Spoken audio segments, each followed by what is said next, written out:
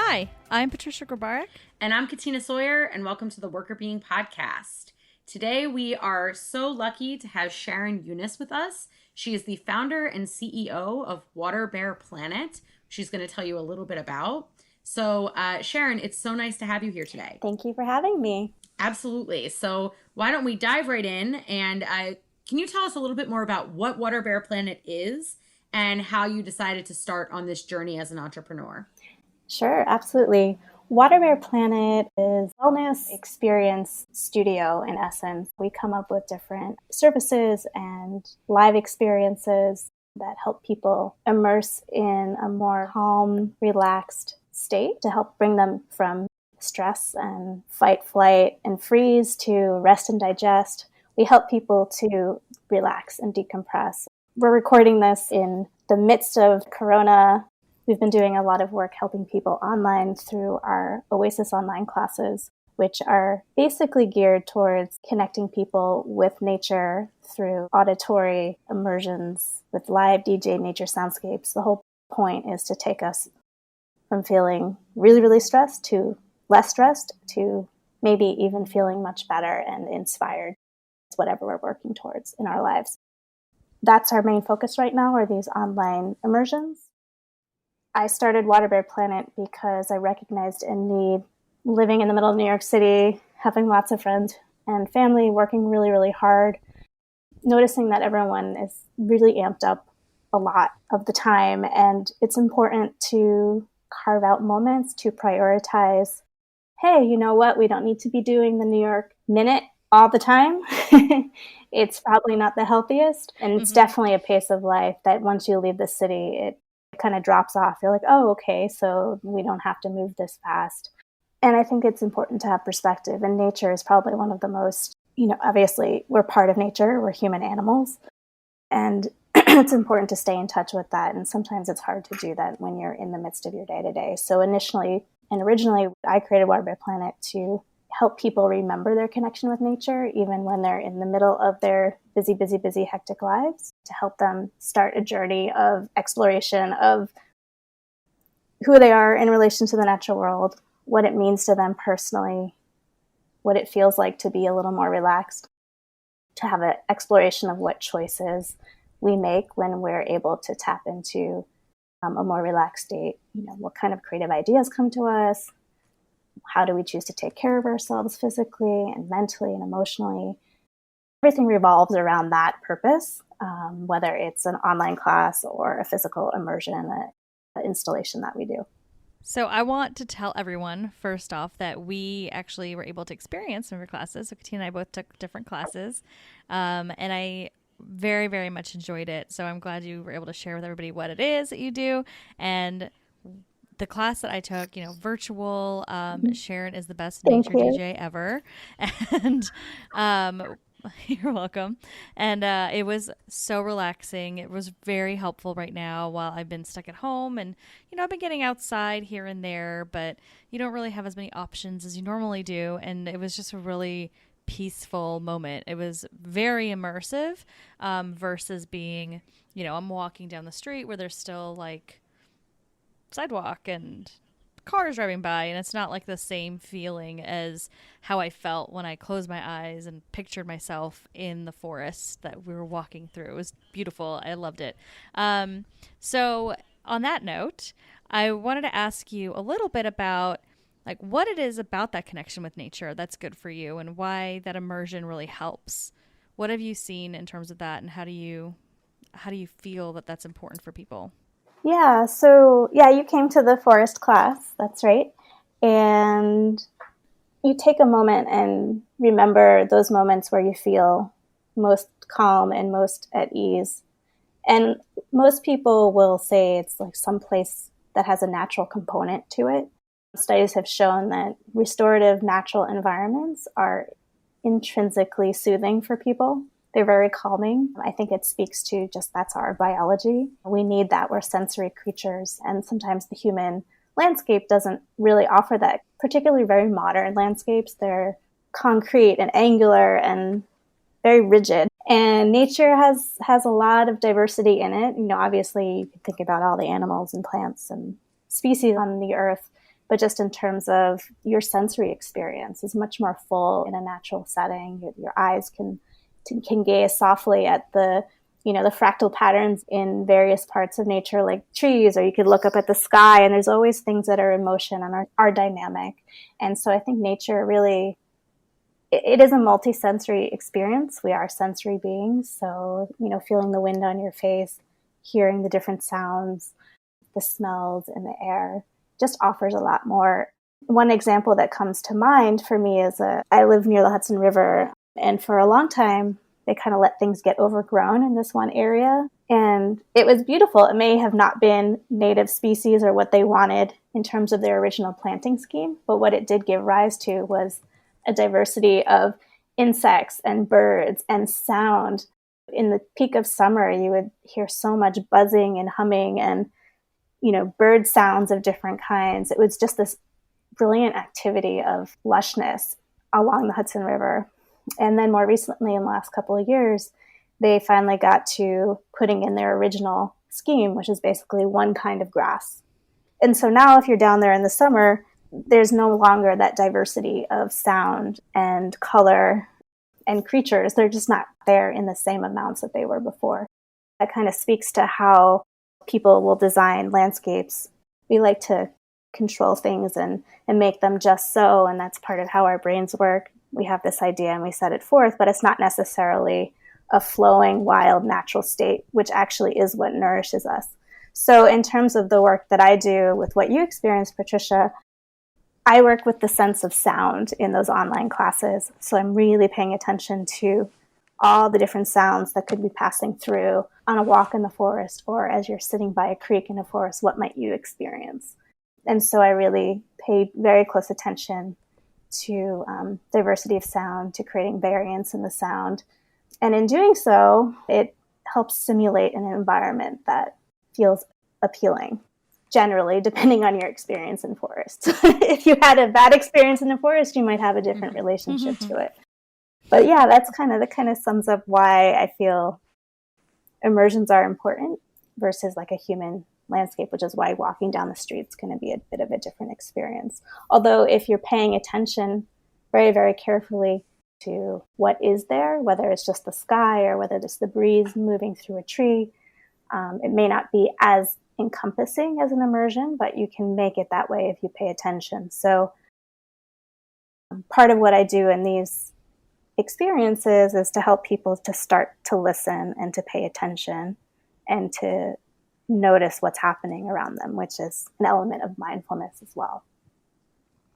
So I have a question about everything you're talking about is really fascinating. Mm-hmm. And before we hop into how this might affect your work productivity, since, we're always interested in how does this impact the workplace, how did you start to get to be so good about noticing all of these sounds and elements? Like, I think about most people walking through New York City, most people in a natural place. I think that you feel a certain sense of calmness, like you're saying, or a certain sense of, relaxation. But I would never, for example, think well, what's that sound? What's that sound? What's that sound? So there must be some element of you or your personality or an experience you had that led you to start paying more attention to these sounds. And I'm just, as you're talking, I got curious about that. And I'm wondering if it was like a specific thing. Well, the first thing that comes to mind again is being in Manhattan, in this very dense urban environment, even though there is quite a bit of greenery depending on where you are. On the side streets, I mean, some neighborhoods are more than others. I happen to live within walking distance of Central Park and the river. And so I think that I wasn't always interested in sound in quite this detailed way. But what I recognized is that having come from Southern Oregon for a few years before I came back to New York and was immersed in nature there, and I've had other places where I was immersed in nature, coming back to Manhattan can be a bit of a shock from a nature experience standpoint. It can be like someone once said to me, it's like being a vegetarian in a steakhouse. Like, you'll find something to eat, but you have to look for it. So it's same thing with finding nature. You have to pay attention, like it's here. You can find it. You just have to be more deliberate about it. So I think there's definitely people who live in the city have such a hunger to connect with nature. I mean, not everyone does, but if they don't, they get out, go on a hike, and realize how amazing it is. And when you come back in, you start looking for it. So what I found was I had spent a lot of time sitting along the bank of the Hudson River, and straight above me is the West Side Highway. It's this loud sound, and actually the times where it's most packed, let's say the mad rush before Thanksgiving, when it's bumper to bumper traffic, it's quiet. So that's the best time to be out by the river. But what I ended up learning from a sound standpoint was I started tuning out the traffic, the sounds of the bump, bump, bump, and all of that, what you can imagine a highway sounds like above you, and started paying attention to the lapping of the waves on the Hudson. It's a compartmentalization, essentially. I got really good at just separating it out so I could enjoy being at the river, even though this highway was roaring above me. So I think it probably started there as far as me paying attention to sound. And then as I would go back out into nature after having been in the city for a while, I'm like, oh yeah, I forgot the sound that a little stream makes in the forest. It's amazing. Or someone recommended to me once, hey, like play nature sounds in your apartment. And I said, oh yeah. And it was really cool.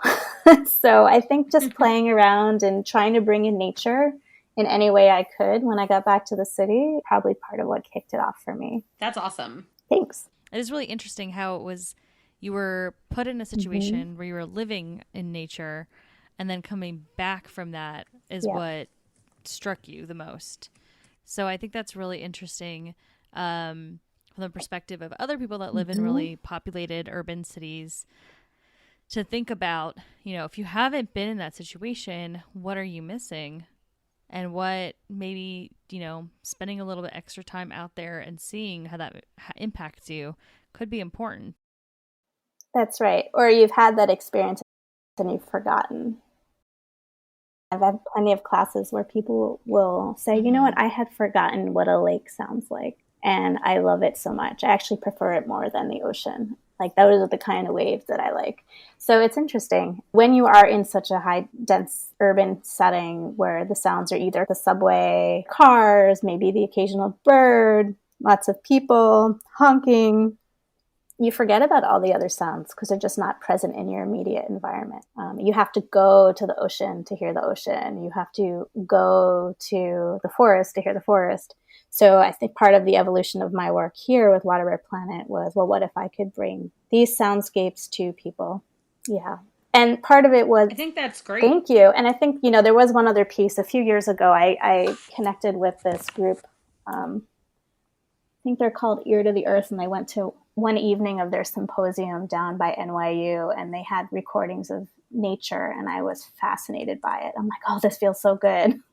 And I didn't do anything with it until, maybe a couple of years ago in my own way. But I think that was part of it, that recognition and remembering. That's really, really cool. Yeah, as you were talking, it just seems like you have such a keen ear for it. And as Patricia said, and I really enjoyed my class as well, you are clearly talented at mixing the sounds, so you must hear them in a way that's different. But it also seems like you pay more attention. Yeah. I know that you've made, nature and listening to the sounds of nature part of your business, but for people who are listening and who go to work every day, maybe in a job where they don't have as much access to nature, how might changing that around and finding some time to become more immersed in nature positively impact their work productivity? Or what are your thoughts on that? When you are able to be connected with nature, it sets you in a more positive emotional state, which is always a good starting place for anything that you do, whether it's interacting with your colleagues or, you're diving into a creative project at work, or you just have things to do. There's lots of research for years that have shown that, just having something green to look at either outside or having a plant in your office will make a difference for how you feel, and it will improve your ability to focus, be more effective in what you're doing. Nature sounds, it's another way to connect with the natural world, kind of a new, less explored path for that. Although you can imagine, listening to certain music or certain backgrounds, make you feel more productive. And it, helps to, lower your blood pressure, lower stress. I think we do our best work. Some stress is good, but excessive stress can shut us down a little bit. I think that nature is super important personally to an individual. It's good to bring that in any way you can. Yes, definitely stress. We talk about this all the time, that being stressed and being burnt out obviously impacts your productivity and your wellness overall and performance, all those things that, employees are thinking about. You don't want to be in a situation where you are doing worse in your job because of stress and other factors like that. And to your point, I think that there's a lot of different ways that people can try to manage their own stress. And this is another way that is super interesting. And honestly, we talk about mindfulness a lot, and you mentioned mindfulness earlier. And I think that there's something unique about the sound piece. So Katina and I talk about mindfulness a lot. And I know, Katina, you've mentioned that sometimes when it's quiet, it's not the easiest for you. And I actually think that the mindfulness with the sound and the nature sounds in the background was really impactful for me, and I enjoyed it a lot more than just the silent meditations. And that's just the way my brain works, but I'm sure there's other people like that. And I feel like I was able to clear my mind more than when I had nothing in the background. So like I could focus on the calm and the sounds and try to clear my mind the best way I can. And it helped me. It was like a support, like almost like a crutch that helped me get to that phase in mindfulness more than it would have otherwise. So I think that there's something interesting there where we know mindfulness and all of that research behind it is super important, but people really struggle, especially when they first get on that journey. And I think this is a unique way to help. Absolutely. And it's interesting you mentioned versus doing silent meditation. And Katina, the class that you came to was a pilot for our silent meditation. We were playing around with using nature sounds as a way to get started and then move into a silent experience within that. And it does have a different effect, and Katina could talk more about her experience there. But with respect to having the sound support, I've heard that before from other participants, and that's totally on point. I mean, the way I mix the sounds and the way I create the experience, it's meant to be transporting. And in that, it feels like you're getting out of where you are. It's providing something for your mind to focus on in a soft way. And that makes sense why it would be easier for you to be more present. And in fact, nature experiences, being in nature isn't, again, unless it's a distressing experience, generally when it's a restorative experience, it's going to put you in a more positive emotional state, which is what Oasis Online is designed to do. Yeah, I feel that since my class had the silent meditation in between, it was definitely more, I think it was like, for me, it seemed like it would be really even more impactful for someone who is very skilled at meditating, because your mind can bounce around a lot. But then I know you also have the sort of ethos that your mind can be doing something. You can be thinking of creative thoughts, or you can be journaling, or you can be, doing art or whatever. So I know that the purpose of your silent portion isn't just to keep your mind from bouncing around. It's also to, if that's what you need, that's fine. But that you can also be using the time in other ways. And so I could see the silence also being helpful for thinking things through. And leaving space for those ideas. So I think it's interesting that we each had different class experiences. We both enjoyed them very much. And I would love to try like the other version and just like compare how I feel in it, because I'm sure they have different effects. Yeah, I mean, definitely. Come again. I enjoyed running both classes, and it was interesting to see the difference in people's experience between the two. I think there can be a bit of a different focus in them. As you were mentioning, you were just saying that these classes are multi-purpose. Mindfulness doesn't look any one way. It just means being present. And, they talk about mindful moments, and it could be when you're cooking and you're in the zone, or you're doodling and you're in the zone. And there's not one way to define it. Part of the ethos, like you said, is to give people choice and agency in how they experience their moment and their time. And how they focus, whatever's going to feel best to them, which only supports mindfulness. Yeah, definitely. I think that speaking about what Katina's saying, trying a different class, like it would be interesting to do something different in a class. So I think there's a lot of opportunity in your classes to explore what works best for you. Is it a quiet meditation? Is it journaling? Is it something else? And I think that the ability to take that time as your own is empowering and also related to wellness. A big part of why I do what I do is to promote self-care in a simple, gentle way. So this is all part of it. And as you both experienced, it's important to think incrementally about what you can do to take care of yourselves during class, but then afterwards, and how that, rolls into the rest of your life. So in terms of wellness as an entrepreneur or as an employee or as someone who's managing other people, you know yourself better than anyone else does. And being in nature is going to help you. Being connected to nature will support that. You showing up as your best self at work, at the same time, taking the time and saying, okay, I'm going to do 3 things this week to support myself, or 1 thing. And I'm going to see how it goes, and I'm going to play with it. It can be hard to be motivated sometimes to follow through, because I do think that, part of why you all are doing worker being and the work that you do professionally apart from worker being is, there's a culture of workplace wellness, which needs a lot of work. Curious to hear more about, how do you promote that effectively? It's always an individual decision at the end of the day, but it needs to be supported. And so it's a dance of, changing culture around, what, I do need to take care of myself. This is important. These 20 minutes, I'm taking them for myself, and that's of benefit to the organization, to the team, to my life. Yeah. Definitely. And I think the research that we've presented supports that very much, that, you can have all the available benefits in the world, but if people don't know that they're available, or they don't recognize them as beneficial, or they don't feel like they have time to use them, they go by the wayside. So the culture has to support the practice. So everybody's busy, and you've been talking about, being in the middle of Manhattan and like hustle and bustle. What would you recommend for people who are in jobs where, it's a 9 to 5, they might not be in a supervisory or managerial position. Maybe they have less control over their schedules or their work conditions. What tips or tricks would you suggest that people do in order to try to get a little bit more nature in their day? Well, I think the first most important thing is to make a decision about that. So if you feel like, gosh, I need this.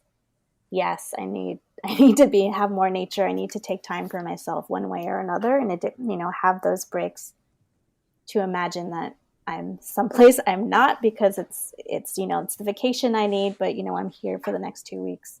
Or in this case, we are working from home and it's Corona time, so we can't go anywhere. I think there's a lot of things people can do. The first one is to make a decision that this is important to me. I value it. And then let yourself play with it. Allow yourself to take a moment and make sure you take 5 minutes to look at the sky or to find a tree to look at. Play nature sounds on your computer. That's how I got started, was to listen, put bird sounds on, find the sounds that you resonate with. Get a plant. Lots of people are into plants these days. Everyone is going to have something else, something specific that they really love and perhaps miss deeply. And it's important to explore that and just spend a few minutes every day doing that, or once a week. Journal. Certainly the classes that I offer help people dive in much more quickly and connect in a time-constrained situation. But that being said, go for walks if you can. Look at nature documentaries on TV. Some of them are really, really great and immersive in their own right and moving emotionally. Pictures. Find a picture on the internet that you really resonate with. Let your imagination play with it. There's lots of ways. Yeah, I love that idea of it being your own and figuring out what makes the most sense for you. And, I think the sound piece really resonated with me. And I've always been a person that likes to fall asleep to like like not noise machines that don't have like ones that have sound nature sounds to it, right? So I've always been one of those people, and I really enjoy that. And so I think that your experience has very much resonated. But some people are more visual, and looking at some images or a video of That's something right. might be more helpful. And I think it's a really great learning too, to walk away from this episode and for people to think, okay, how can I pay attention when I'm just outside? People are outside, especially during this coronavirus time. It might be the only workout is to go for a run, right? Look around you, experience what's around you. There's going to be some element of nature, even if you're in the very dense city. Look at the tree, look at the bird, look at the bug, the sky. So I appreciate that, it's really everywhere around you. Yeah. New York, we're in the process of spring unfolding. I know where you are, Patricia, it's probably less seasonal. I don't know how things change exactly. I'm sure there's different flowers at different times of year. I just assume it's green by you all the time, except for when it's super hot. New York. Oh, yeah, exactly. We do have different flowers. flowers. That's true. But if you're on the East Coast, if you're in a more seasonal place, pay attention to how the leaves are coming out. Every day you're going to notice something different, or every other day you're going to notice changes. So pick something that draws your attention and pay attention. Didn't come to my work through this field, but there's a whole field of nature therapy. And if you want to go down that rabbit hole, you can explore all the different ways they recommend connecting with nature, ways that you can connect with yourself through nature. And there's all sorts of interesting nature-based exercises you could explore that way as well. Forest bathing. That's a really great tip. Forest bathing is it's a whole other thing. I mean, essentially what I do is like a nature bathing with sound. I mean, I'm coming to the same result. You take a moment and see how you're feeling and go through your own journey connected to nature. But yeah, go out and bathe in the forest if you can. Utilize the senses that you have available to you. I mean, I've noticed when I go outside now with a mask, I can't really breathe in the full fresh air, and the air is fresher now.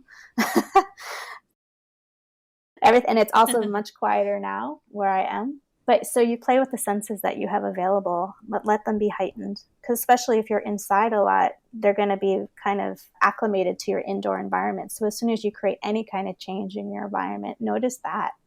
I mean, part of it is just paying attention to the senses of you and your environment. Yeah, it seems like you have quite a good talent in doing that. And I'm glad that you're reminding other people to clue into those, because I think they go by the wayside too frequently. So this has all been extremely fascinating. I love hearing and learning more about your journey. Before we move into our final fun question that we think is fun, maybe you think it's fun, what else do you think our listeners should know about the importance of nature, about your work, or what else do you want people to walk away from that we haven't mentioned yet? One thing to mention is this is about nature. It is about you. It is about mindfulness. It's about self-care. Take time for yourselves, even if it's 5 minutes, even if it's 2 minutes. Know that you're worth it. It's important to value you as an individual without any responsibilities to anyone else. I know, some of us are parents, some of us, work 90 hours a week, but it is important to allow yourself the time to just be with yourself. And, meditation speaks to that. Mindfulness speaks to that. Being in nature speaks to that. There's lots of ways, but ultimately, the whole point is it comes back to you. I give you, you don't need my permission, but in case you are looking for validation, I would say it's the best thing you could ever give to yourself and the people that you are supporting in your life, whether it's professionally or personally. I think that's a great tip. I think everyone needs that reminder. So thank you for that. Let's dive into that fun question. Hopefully fun. Right now, if you were to pick a natural setting that you could choose to visit or journey through anywhere in the world, what would you do today? Well, the one that's popping to mind, it's been on my mind recently, is the Grand Canyon. Have you been there? I have. I've been there a few times, but many years ago. And it's such a different landscape. I also would fast forward to the peak of summer here and green everywhere and everything humming. Upstate New York is gorgeous this time of year. But I think right now, Grand Canyon is just so vast, and it helps create perspective. I mean, a lot of, when you go to the mountains or you're in a vast landscape, it changes your perception very quickly. That was probably where I first really felt a deep connection with the earth. And, as an adult, I mean, as a kid, you're kind of just in the midst of everything.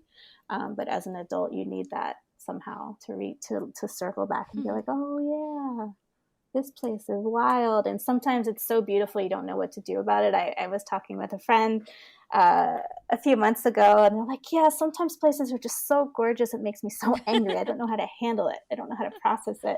Just mind-blowing. So I feel like the Grand Canyon would be amazing.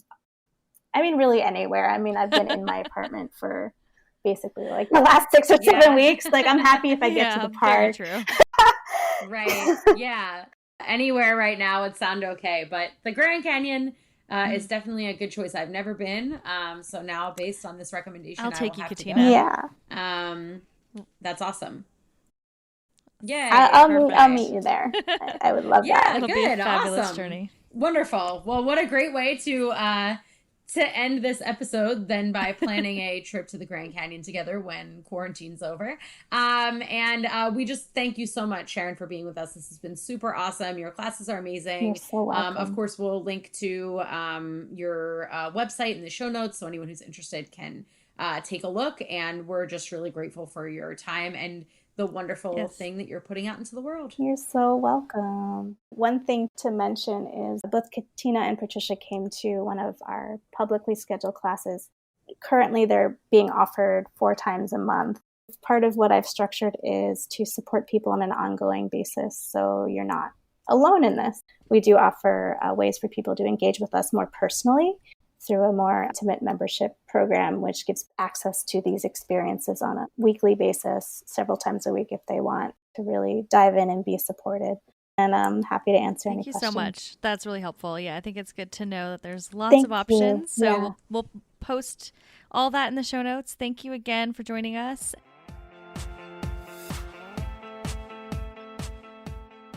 Thank you so much to Sharon for joining us. We really love her business, Waterbear Planet. And if you want to learn more, you can just go into our show notes, find all the links to her pages. Her website is waterbearplanet.com. Pretty easy to remember, pretty easy to find.